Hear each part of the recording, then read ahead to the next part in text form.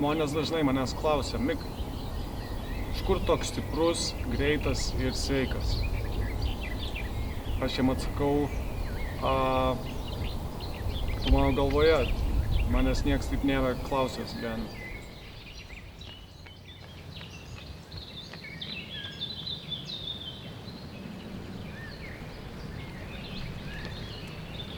Ar aš esu superherojus? Nepasakyčiau.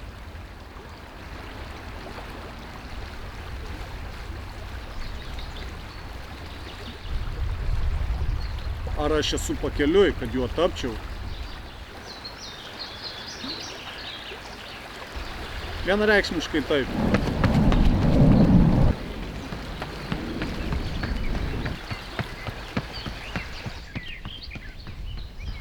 Kadaise įsijungiau linksmo gyvenimo dėka.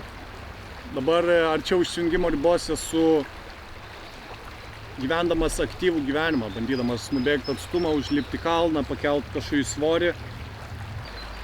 Kas iš tiesų yra linksmiau ir kiek tai yra superherojiška, galite pabandyti atsakyti patys savo, o aš manau išsiaiškinsiu eigoje.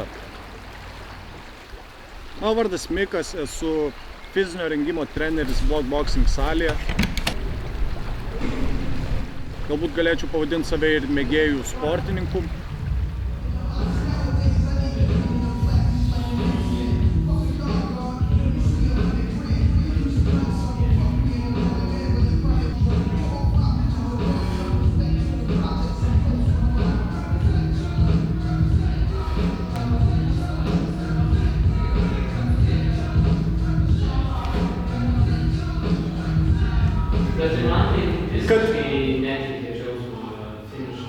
Tai buvo geras ženklas iš tos pusės, nes supratau, kad tas procesas man patinka iš esmės žymiai labiau ir jis man teikia džiaugsmą. Ne? Tas pats po varžybos, kaip ir profik, jos būtinos, kaip atskaitos taškas kažkoks. Yra dar tas, kad to džiaugsmo nėra gal jo iš to, kad pažiūri tą laiką ar dar kažką, gali geriau. Racionaliai aš suprantu, kad aš neturiu nieko įrodyti. Bet ta savijauta iš kažkur būna.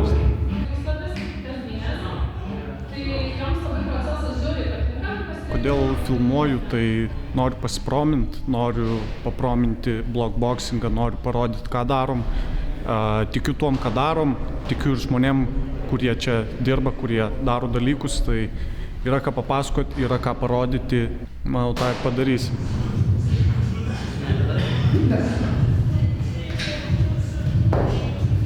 Truputį lengviau keliasi nei prieš kelias dienas. Gerai, tai viskas šiandien labai neblogai atrodo. Na, bet čia bus 12. Po 8. Ne, labai gerai kontrolės.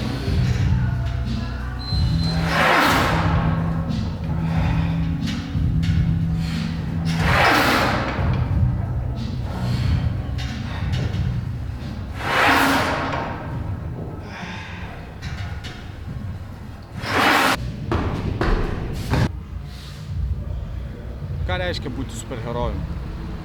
Gal tai fizinės galimybės, kurios leidžia juo tapti.